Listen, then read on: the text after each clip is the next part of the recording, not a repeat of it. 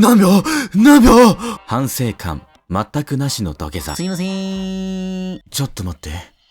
もうちょっとで飛ぶそう。今の際どい判定に監督が主審の元へ向かいます。だからさっきから10時をお知らせしますっつってんだろ。まあそう慌てて結論出さずにいっぺん抱っこしてみてよ。お隣さん、犬だと思って狼を飼ってたらしい。普通わかるだろうなあ、タマ。お前も大概だぞ。猫が毎夜毎夜やってきて、譲れって言うんです。もう耐えられないっす。悪いのう。渇水のたびに面倒かけて。別に非常食の管理だ。あんたに食われりゃ本望じゃ。くだらん。泉までもう少し頑張れよ。助かる。